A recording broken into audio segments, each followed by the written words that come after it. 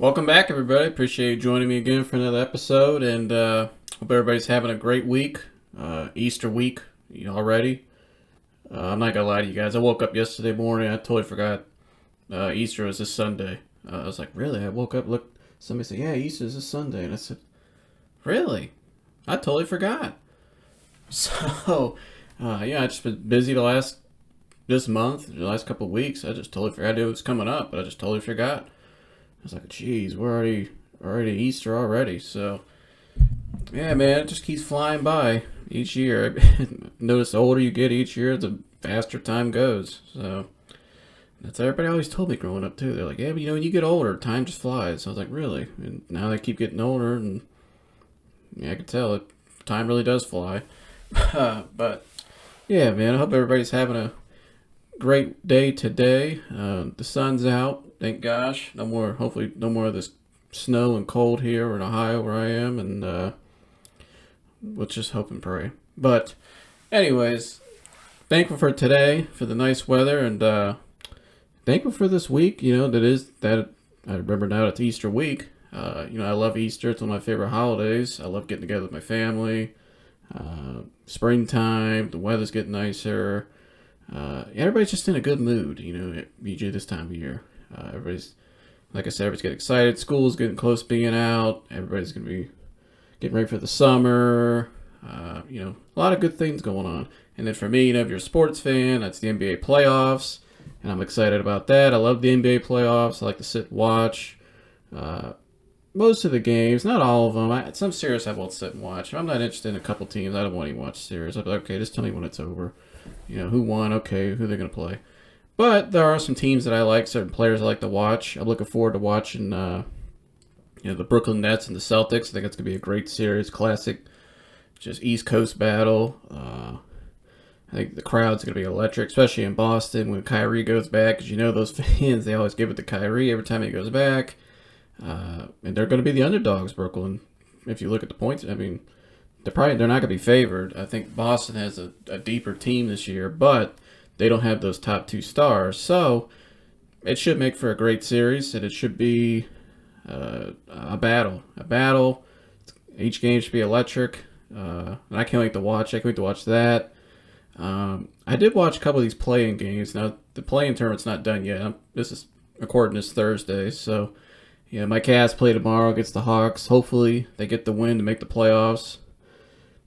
All the injuries really caught up with them towards the end of the year. And when Jared Allen went out, they really just went south. Jared Allen's the anchor of that team, really. He's the defensive anchor and the guy that makes everything, just the engine that makes everything go. And when he went out, they went south a little bit. They were played okay, about 500, but not the same team that you saw all up until about the All-Star break for all the injuries happened. But hopefully they get the win tomorrow, make the playoffs, and that's a good year for them. And look forward, they'll be around for a long time with this young core they have. So it's an exciting time to be a Cavs fan. Trying to think. Oh, and then I watched this other play-in game the other night, which was one of the best games I've watched in a long time. It had like an old school vibe to it, really physical, a lot of free throws, just because all the fouls. Guys fouling out, techs, you name it, flagrants, the whole thing. And it was the Timberwolves and Clippers game. And what a great game that was. And then after the game, you got Patrick Beverley and this whole team celebrating like they won the NBA championship. And, they're sitting there running around, hugging people, smiling, jumping on the scores table, cheering up the crowd. It was crazy. It was funny to watch. I like Patrick Beverley. I like guys that play with heart and passion, and obviously that was a meaningful game to him because he felt like the Clippers didn't give him the pay he wanted. And so he said, okay, well, now I got my chance to play against you guys. And he let him have it. And then you had the thing during the game. You had this lady run on the court and tried to, I don't know, she ran onto the court, tried to protest. She falls on the floor, and she tries to glue herself to the floor. And I remember my dad and I were sitting there watching this. We're like, what's going on here? Like, what's this? And then they're like, yeah, she tried to glue herself to the court. And we're like, what? Glue herself to the court. And then later on, another YouTuber I watched, Carcito for Life, check him out. He did a video about it. And he's like, yeah, explain what really happened. I guess the owner of the Timberwolves has a farm, for chickens and stuff. And I guess they had a big bird flu outbreak in this farm, and so they had to get rid of a lot of their supply to contain the flu. So they had to kill off a lot of their supply, and I guess a lot of people were upset about it. And so I guess this lady, she had a shirt that said, had the owner's name. I can't remember his name. So and so killed chickens or something like that. I'm paraphrasing, but something like that. And that's what she ran out on the court for national television for, and glued herself to the court. And so, yeah, that was interesting. But you see something new every year. Once you think you've seen it all, then here comes somebody coming to glue themselves to the court over chicken killings. So, but anyways, but yeah, I'm looking forward to watching. The Timberwolves now play the Grizzlies, and I guess there's a little history between John Morant and Patrick Beverley, and they're already kind of some trash talking a lot of these series. So I can't wait to watch these series. I like those kind of like intense battles where guys really don't like each other, but and they get out on the court to take it out at each other, and it makes for a great. That's what the fans want to see. We want to see a good series. We don't want to see some, teams run up down the court, just chucking up threes all the time. Not saying I'm not anti 3-point shot, but I want to see good basketball. I want to see battle. I want to see battles. I want to see guys really competing hard. I want to see, guys diving off the floor for loose balls, just all that type of stuff. I want to see the energy. I like the crowd, great crowd. Those are the kind of games I like to watch. I don't like to watch boring games because it's just a snooze fest. After like 10 minutes, I'm like, why am I even watching this? I just turn it off and go watch something else. I'm like, I'm not going to waste my time. But good series. I like to watch good series, good games. And I think we have some good matchups coming up. So I'm excited about that. Can't wait to watch those. And like I said, great for Easter on Sunday. It's going to be a great day, like it always is. And, and then in terms for me, I've been a little busy this week, been working and doing some other things in my own personal life, and also think about other ways I want to upgrade this podcast and do a little more things. Been talking to some people. I've been doing some things behind the scenes, some ideas, talking with people, and just writing things down and kind of putting it together. So we'll see what happens, but I do look forward to taking this and growing this channel, and wherever it goes, it goes. So, obviously for you guys who tune in to watch, and I appreciate it. People still give me feedback. People are still catching up from the other episodes. I know people were busy. They didn't have time to watch. Now they get back to watching them, and they're like, give me their feedback. They really like it. And they're, more people with anxiety are telling about their stories. So, it's been great. It's been almost 2 weeks now already, and it's just been absolutely phenomenal. I mean, it's just the way I feel. I just feel so much better now. Ever since I put out that first video, and just that whole week leading up to that, like I said a bunch of times, it was just a rough week, but towards the end, man, it really made me get to this mic, say what I needed to say for a while publicly, what I just felt like the Lord wanted me to do. But it also helped me kind of really reflect on my own life and things I wanted to maybe clean up, get rid of, things I need to do better. And so I've been doing a lot of those things slowly but surely, and I'm just feeling so much better. It's the best I feel. I feel a lot lighter. I just feel the anxiety's just not. I mean, I still have some days, which is normal. You're always going to have good days. You're going to have bad days. That's part of life. But it's to stay neutral and stay focused on. I like to stay focused on the end goal. Stay focused on who I want to be, who I really desire. What am I seeking after? What am I chasing? I don't say chasing. Who am I becoming? Because I am becoming that person I've always wanted to be, my true self. And when you keep that in mind, even when you have those bad days, they're not really bad days. I don't really believe in bad days a whole lot. I mean, sometimes, some days suck. Something happens, but I usually look at life as just wins and lessons. That's how I look at it. Some days you get a lot of wins, and some days you get lessons. And, like I posted something on my Instagram. I posted almost like 3 weeks ago now. And it's, I put in one of those reels on Instagram. And so it's still, people are liking it from random people I don't even know.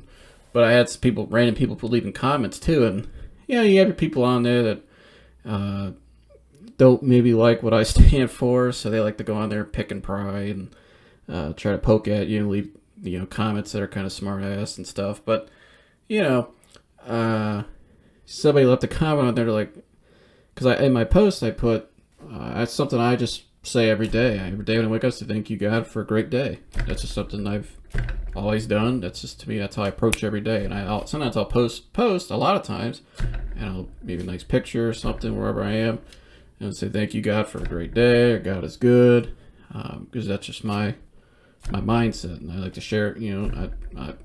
I learned that from other people who used to post that, and I like that. So that's why I share it, and that's what I shared. And you get those people that come on there and hey man, try to sit and poke like, well, who do you think for a bad day? Or somebody left a comment on there I had to delete because they used some words I didn't want to associate with my page, but said something in terms of like something you could tell they didn't like God. They don't like God at all, and it's pretty sad. But they left a nasty comment in that terms and just kind of like, you and your God and all this. And I'm like, okay. So that doesn't bother me at all because it really doesn't affect me. That's between them and God. I mean, that's ultimately who they got to answer to. That's between them and God. It has nothing to do with me. People want to take out their hate on you or their hate and anger because, whatever. But that's just part of life. I just keep it moving. I don't focus on those people a whole lot. Now if somebody wants to sit and have a good dialogue, a conversation, maybe I can tell them from my perspective how I feel. I'll do that. But I'm not going to sit and talk to trolls all day, or you got these fake accounts or just bots. They like to sit and poke and pry and just, really what they want you to do is delete the post. That's all they want you to do. And so, but I'm never going to delete that post. I never will and never thought about it. So I'm going to keep on posting those things too. But that guy that put that, who do you pray for a bad day? That's what I told him. I explained to him. I said, well, speaking for myself, I said, when you belong to the Lord, when you have that Holy Spirit in you, yeah, I've had a lot of what people consider bad days, but I look at those days as lessons, and I look at those days as growth. That's just part of life. And you have some moments and days, certain days where you have wins. For example, that week leading up to my first podcast, I had some really bad days. That Thursday, had a really bad panic attack. Had a lot of lessons that day. But then Saturday, had a little anxiety, but I got to this mic and I did record my first episode. That was a win, a big win. But that win was caused by lessons. Those lessons helped me grow to where I am now. And that's how I view it. And that's the mindset you have to have. It's all about mindset. Especially when you're dealing with anxiety and panic. You can't have a negative mindset all the time. Now, doesn't mean you're always like, hey, yay, and all that, and just, on Zen mode all the time. It's just, you're just neutral. It's just all about being neutral, Yeah, you may be having a little anxiety, but you're telling yourself, I'm okay, I'm good, I can deal with this, I'm going to get through this, I know what this is, this is just some symptoms, this is just my anxiety trying to tell me something, my inner child, all these things. When you really start to study what anxiety really is, you start to realize, like, okay, I get it now. So when you get in those moments, you know how to react. You know how to respond. Right? You're not just reacting out of emotion or just fear. You know how to respond to that fear, how you respond to that thought or that symptom. But it's all about your mindset. And every day, that's my mindset that I try to do every single day. It doesn't mean I'm always perfect. I'm still working on it. I'm never going to be perfect at it. But the more you do it, the more it becomes a habit. Because like I said, what is anxiety? Anxiety is a habit. And so how do you break the habit? You replace the habit with new ones.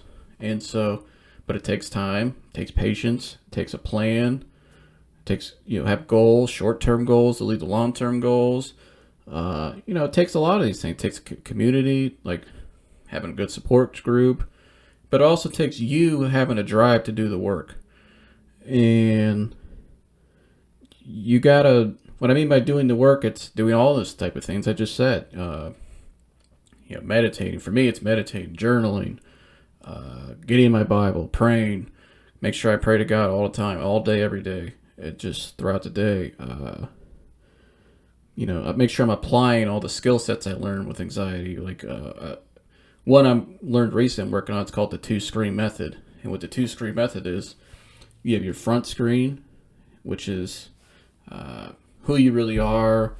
That when the front screen is you're facing forward towards it. That's peace, that's comfort, that's fun, that's all the things you want to be in life, who you truly want to be. Then you have the side screen, which is like your anxiety, which is your negative thoughts, anxious thoughts, and they try to sit over here and poke and pry.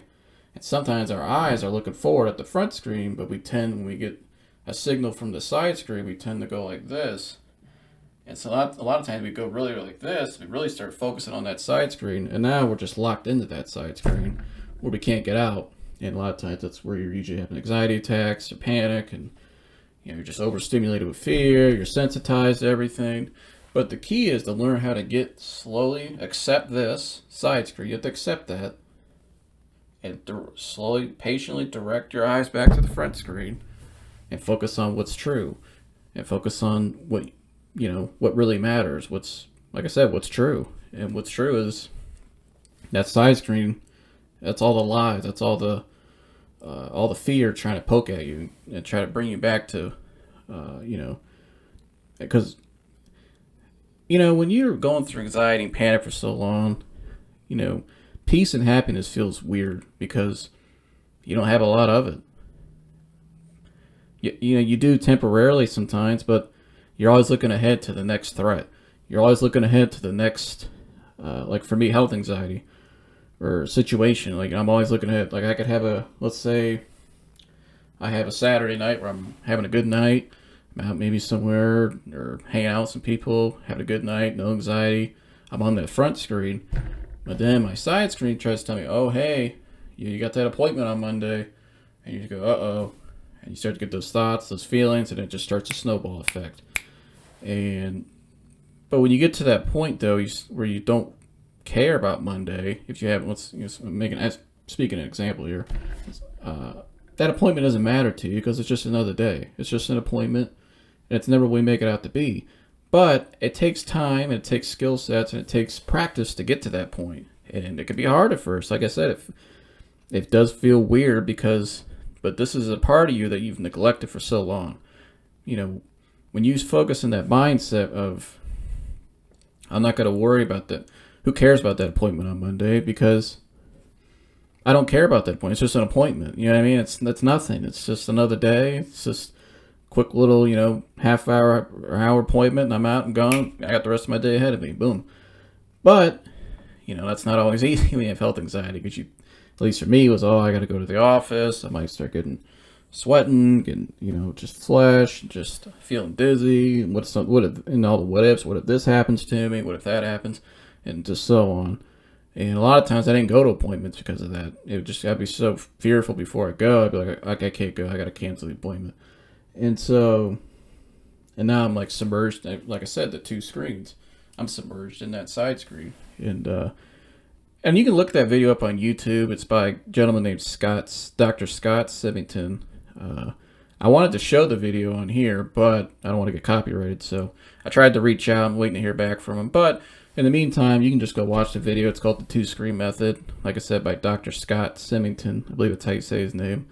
It's like a little old PowerPoint video from like 6 years ago. But a really effective skill set. And it makes a lot of sense. And I would say, even if you don't have anxiety, I would still go watch the video because we're always going to have those kind of invasive thoughts, intrusive thoughts.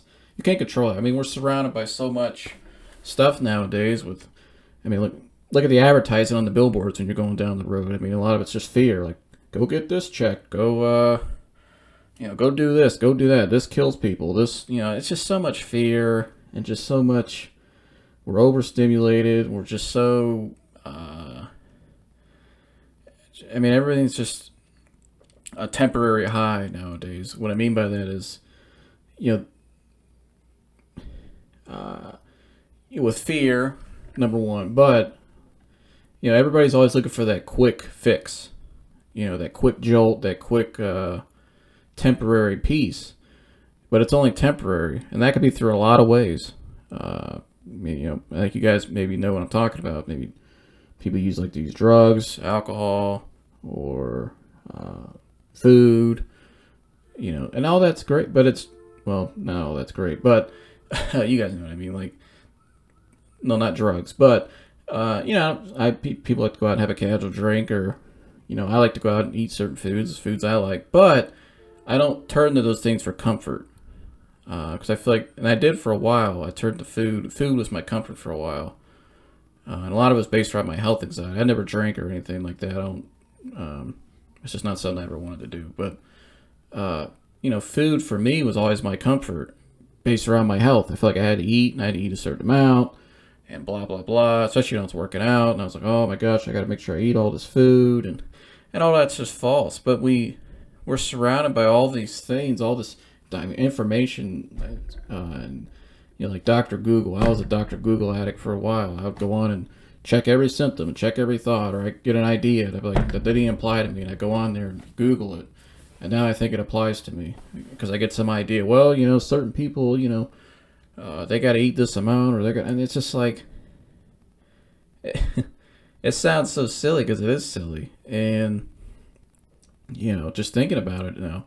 And I'm like, gosh, I don't miss doing that at all anymore, because it just takes you down to like I said, those temporary highs, but they never last. They just come and they go, and we go right. You're always going right back down to that fear, and it's just like I was saying earlier. You're having a good night on a Saturday night, then you can think about, I got that appointment on Monday, but the key is to get to that neutral place and understand how all these things work. Understand what's around you. Understand maybe what's good for you and what's not good for you. I like to view my body as like an energy mechanism almost.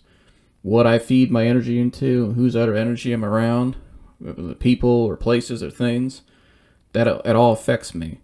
And so, doesn't mean I avoid people or not talk to people, but I set boundaries with certain people maybe, or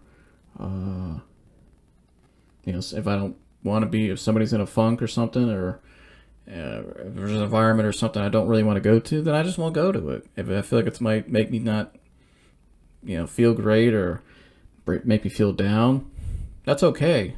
I don't have to do what everybody wants me to do. I do what I want to do. And I hope you guys do the same. I mean, you're the captain of your ship. So, ultimately it starts with you. And if you want to really help people and do all the things you want to do, you got to be the best version of yourself. That's why I said one of my previous episodes, a lot of times self-care, helping yourself is not selfish. Now helping others is great. Obviously, I do that all the time, and that's something I try to do. And I think it's maybe the best therapy you can do is help other people, but you got to help yourself as well. It kind of go hand in hand. And in that 2-screen method, it talks about that, how when you talk about redirecting your eyes back forward to the front screen, 2 acts, mindfulness and loving acts. So loving acts would be helping others, be praying for somebody, open the door for somebody walking out, or anything.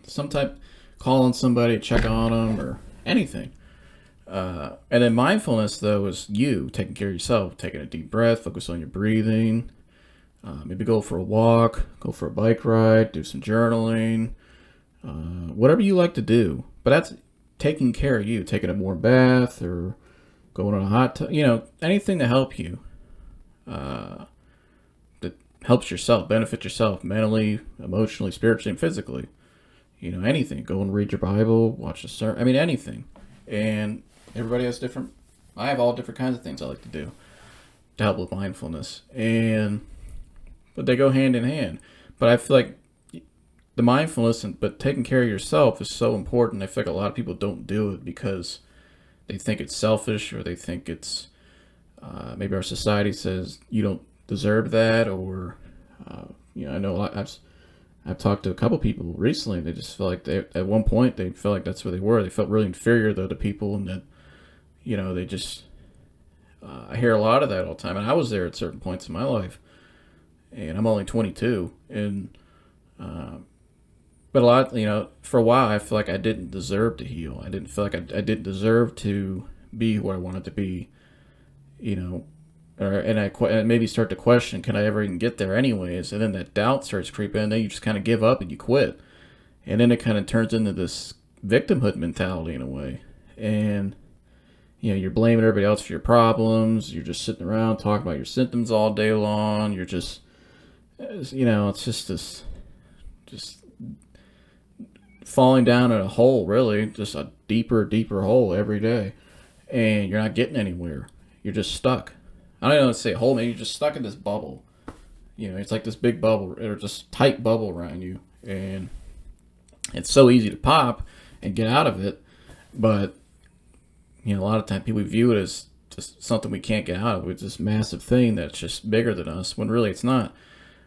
But we start to make excuses, or at least I'm speaking for myself, but a lot of people with anxiety, we start to make excuses, and we don't, eventually when's enough enough? And that's when I got to the point in my life, I said, enough is enough. I'm not doing this anymore.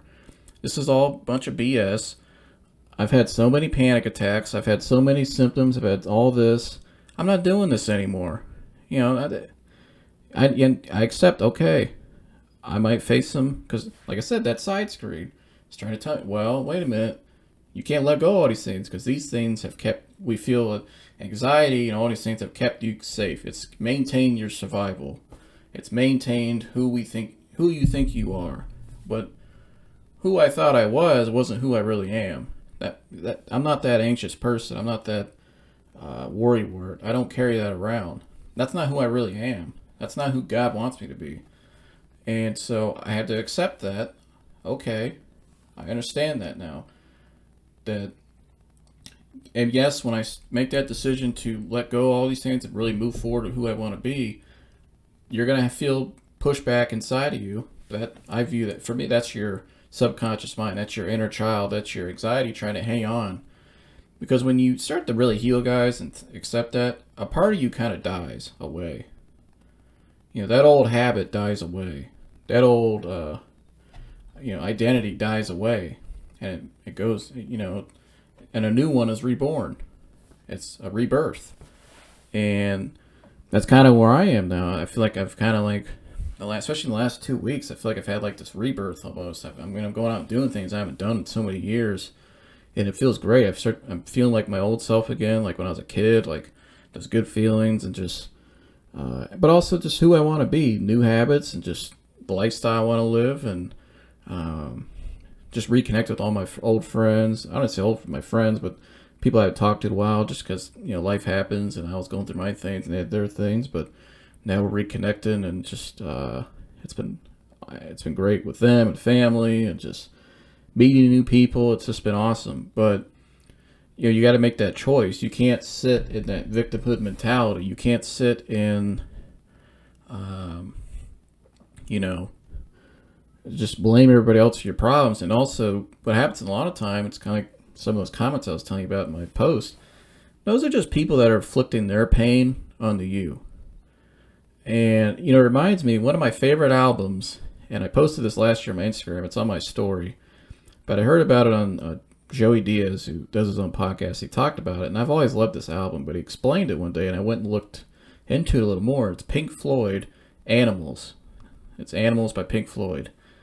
And it's just a 3-song album, and, well, it talks about 3 things mainly in the album, but it talks about dogs, pigs, and sheep. And I wrote it down here real quick, because I went on and researched what that album really was meaning. And what that album was trying to say is a lot of what's going on nowadays. But I always say that it's kind of something that you keep with you the rest of your life. It's like a mentality almost. And so it talks about sheep, and it says sheep go with the flow until they realize the rut that they're in, and they're really with this. And it says they're being led to the slaughterhouse, right? And there's a lot of people that are like that nowadays. We're kind of just, so we accept our fear, and I'm just speaking in terms of anxiety, but really in anything in life, really, we accept. Honestly, we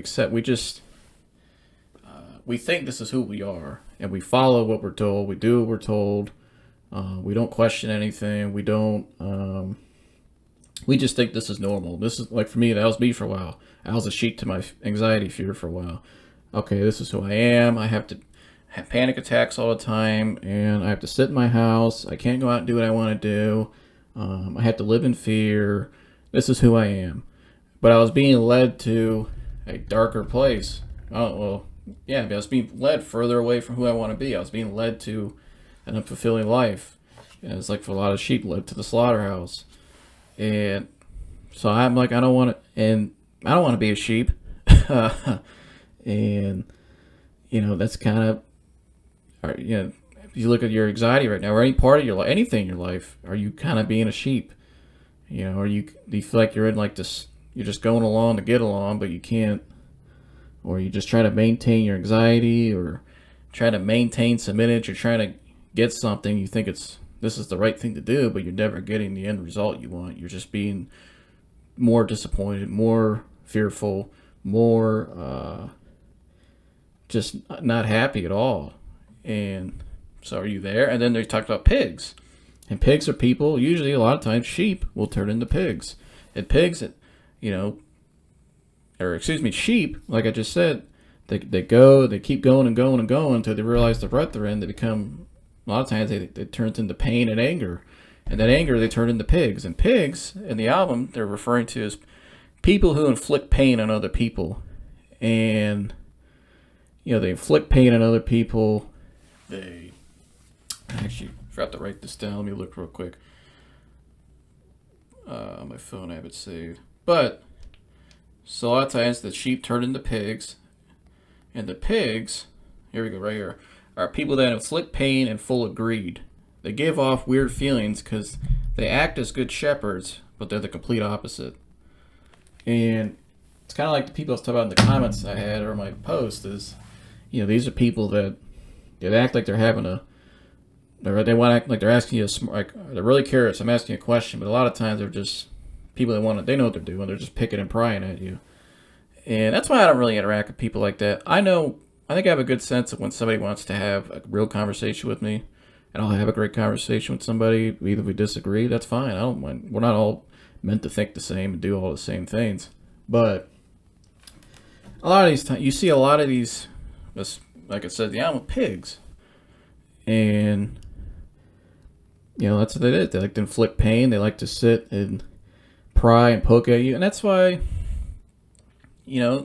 people like that, especially with anxiety, people start to become isolated more and more because other people around them, they view this and they recognize it, and they're like, I don't want to be around that person because they're just negative. They're just, every time around, they're just casting off their own negative energy. Like I said earlier about the energy field, energy mechanism.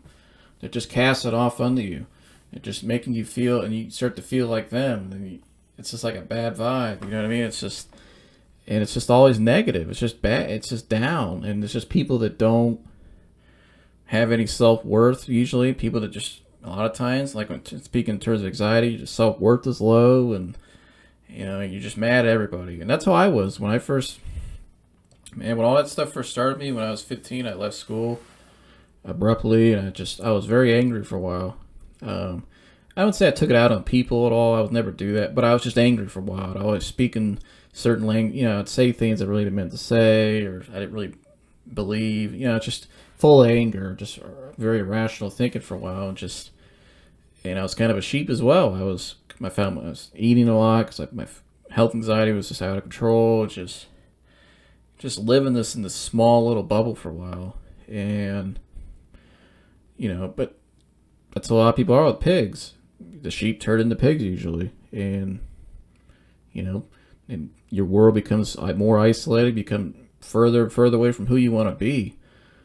And that's not the life I want to live, and that's quite frankly because those aren't really the people I really hang around a lot of either. I don't. People like that are always so negative, or just everything's just down, and they're just their life sucks, and they say their life's miserable, and just I don't like to interact with. It's just not people I really want to be around. That's not good for me. It's not good for anybody. It's not healthy what they're doing, and they have to make that choice to help themselves. And it took me a while to get to that point, to make that choice for myself. And, and people like that, like people I was talking about on my Instagram that were trying to get me to engage with them and probably get me to delete the post or whatever. It's, a lot of times those are people that they're just playing a game. They're just you're telling something they already know. They're just playing a game. And so don't even waste your time with that. But I would say the same thing with anxiety as well.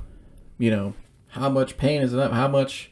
When is enough enough? When do you say, I'm not doing this, managing it anymore? I'm not managing my symptoms. I'm not coping and just coping through life and getting by.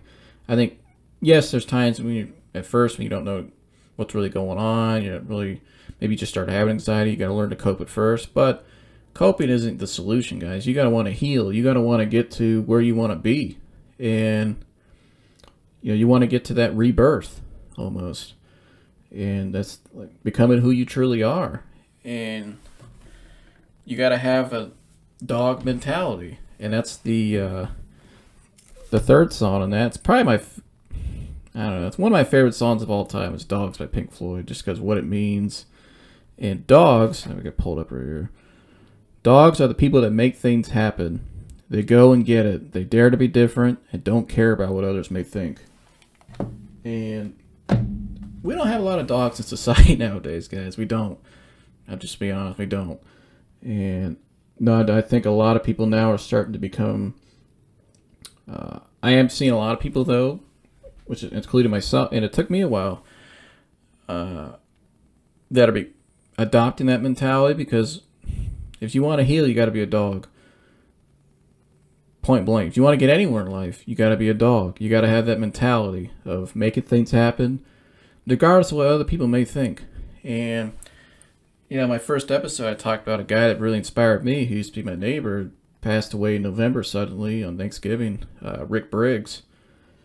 And Rick Briggs was successful, but he was also admired, and he was an inspiration to a lot of people, including myself, because Rick had a dog mentality. Rick had no fear, and if he did, he probably challenged it a lot. Just, he diminished his fear, really, because if you knew him, and I only knew him for 4 years, and just when he passed, I read a lot of his testimonies from people that knew him, and just all the stories at his funeral, and just, the guy didn't see limits. I'm sure he had fear at times, but he didn't allow that fear to turn him into a sheep, or, make him not make things happen. Because if you look at Rick's history, Rick did a lot of things that a lot of people didn't think of.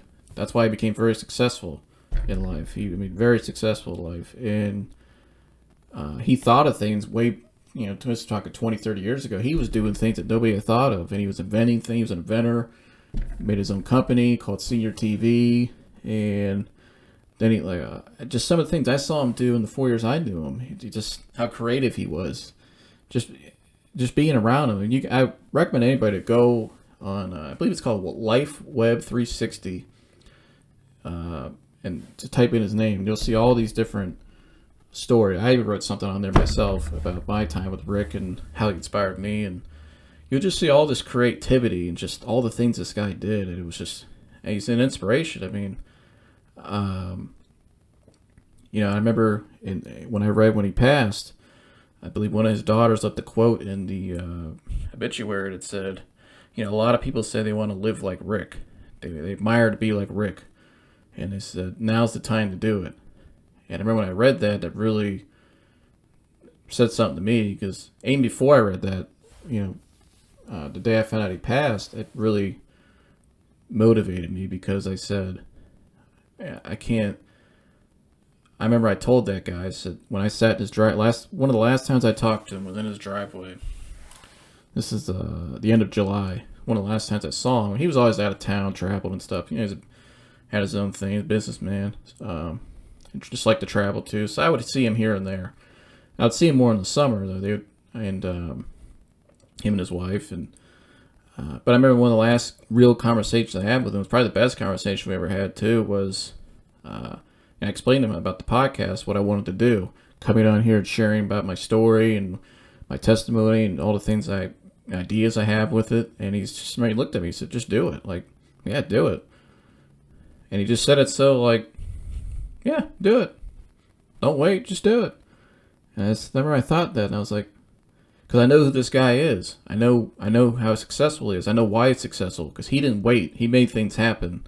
he had that dog mentality, and he didn't make excuses. He didn't feel sorry for himself. Rather, probably he just made things happen, and whatever happened happened, and it worked out for him a lot of times. He did things that, like I said, a lot of people didn't think of it around the times when he invented these things or created these things. Like I remember in the last couple of years, he made this new office building around here. It's not your typical office building at all, and it's called the Garage in Akron, and you look it up and you'll see it's like this. I never seen anything like it. And, I mean, my dad went and saw it, and my dad said it's the nicest building he's ever seen. But it's just so creative, this type of work environment. It's just the building is just Rick.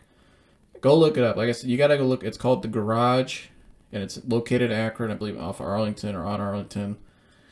And it's just the building is Rick. Just all the creativity on the inside, just all the things it has, and it's a fun working environment. And that's what he was. He was a creative, fun, inspiring guy.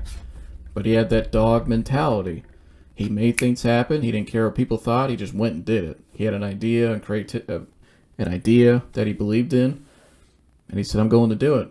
And you know what? It always worked out for him. So I'm sure he'd had some things maybe that didn't work out as well, but he tried and he kept going, and that led to other things, and it led to his success, but also led to who he was, how he inspired people, and he left a hell of a legacy behind. And that's why, in that obituary, when his daughter said that about people always wanting to aspire to be like Rick, she's right. People do, because this is the legacy the guy left. But he had that dog mentality. And stay hydrated. I know I need to. Sorry. Big water guy, in case you didn't know. But anyways, but yeah, I mean, Rick had that mentality, and but I'm sure he had a lot of patience as well, and he trusted the process, and I know he did, because like I said, when you read his story, you understand how he became successful. He had that creative mind, but he made things happen. But he trusted what he was doing. He had a trust in himself. He had that dog mentality, and I always ask people, which one are you? Are you a dog, or you want to be a pig, or do you want to be a sheep? And that's a question you got to answer to yourself. You got to ask yourself that. I had to ask myself that.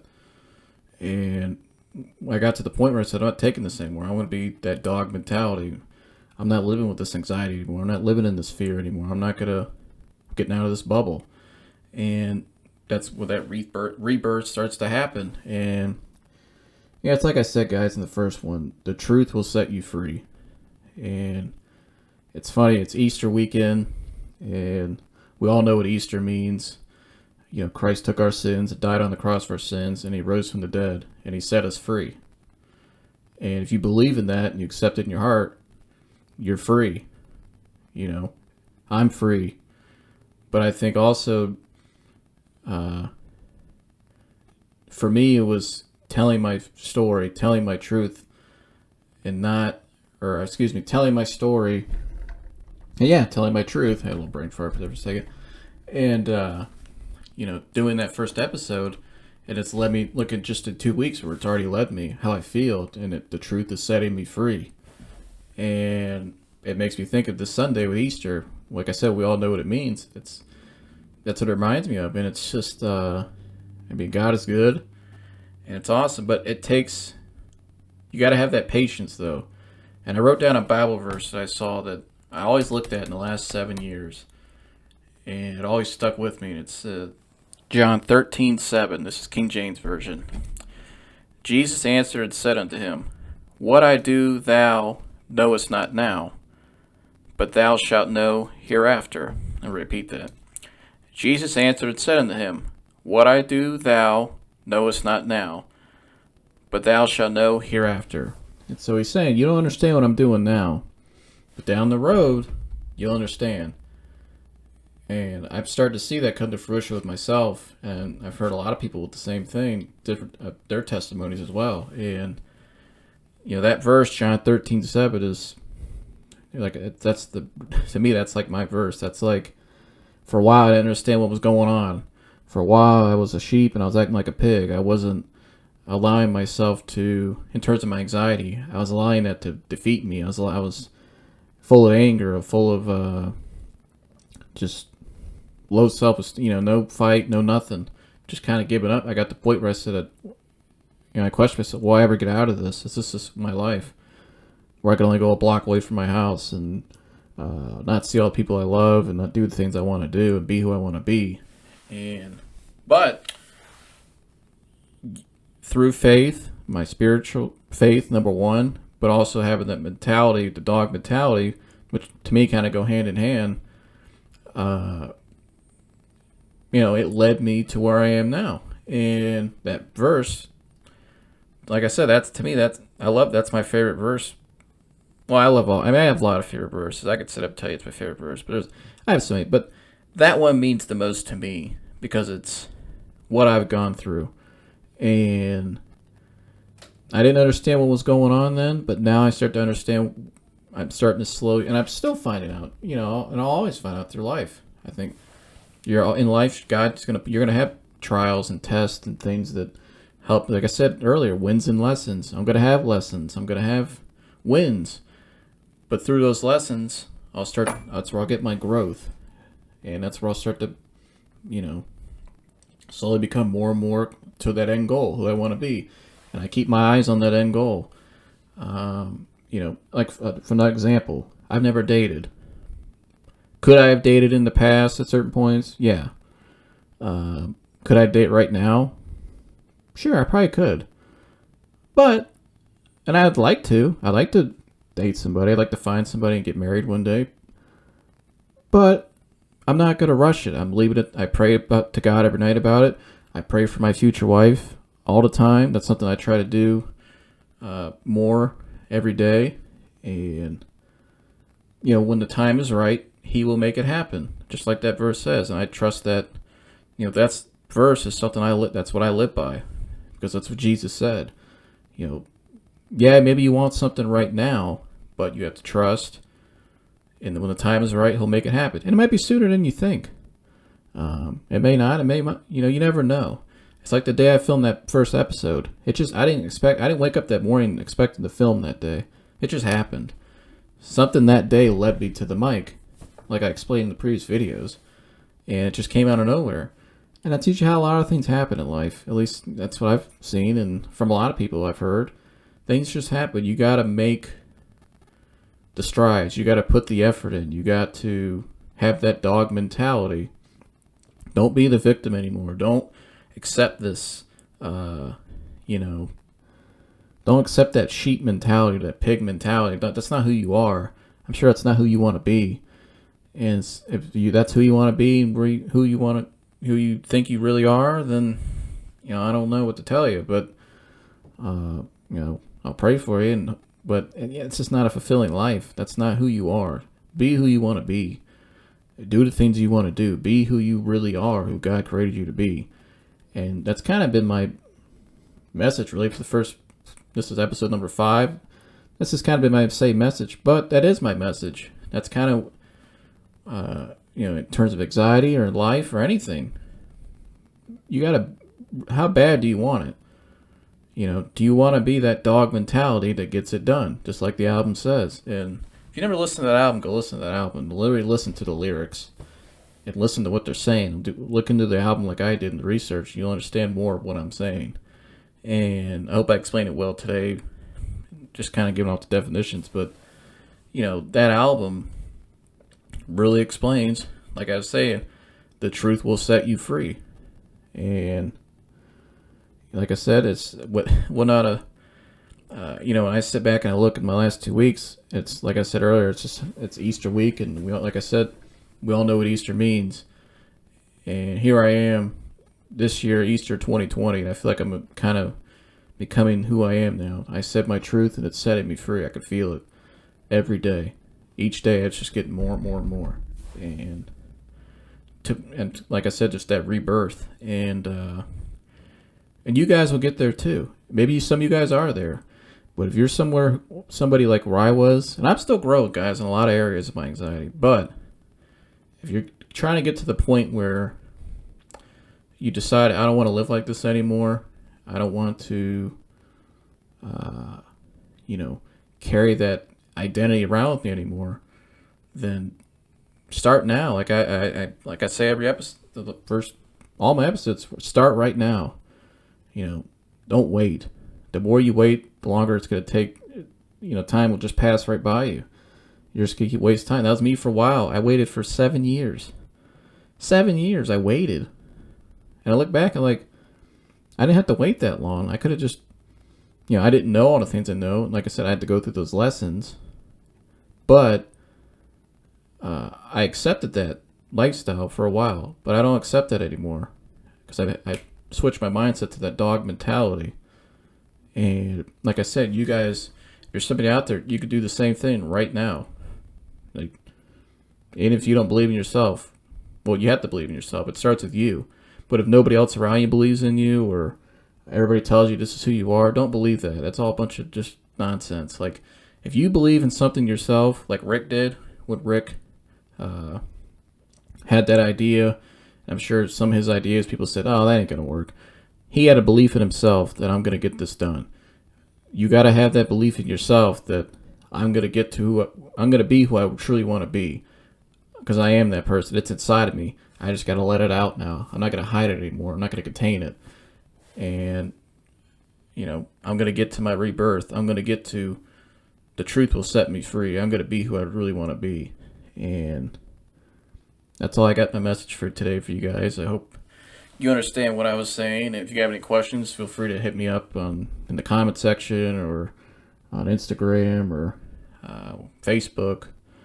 Like I said, and like I always say, if you ever want to, in terms of anxiety or anything, or if maybe I haven't talked to you in a while, maybe we used to know each other back in the day, or you like to get to know me, hit me up. I'd like to get to know you guys. I like to talk, and any questions about like anxiety or anything, I'll keep confidential, or try to help you, guide you in certain ways. Maybe we can get you on the track, get you on the right path to healing. Some of the people I know, resources I use, and yeah, man, that's all I got today. So, trying to think. Yeah, that's all I got. So, I hope you guys enjoy your Easter weekend with you and your family. I hope everybody has a happy Easter and everybody's well. And like I said, enjoy your weekend with your friends and family, and safe travels if you're traveling. And just, yeah, man. And I'm going to go enjoy my Easter as well with my family and keep going on the path I'm going. And so I look forward to the next episode. I'll see you guys later. Peace.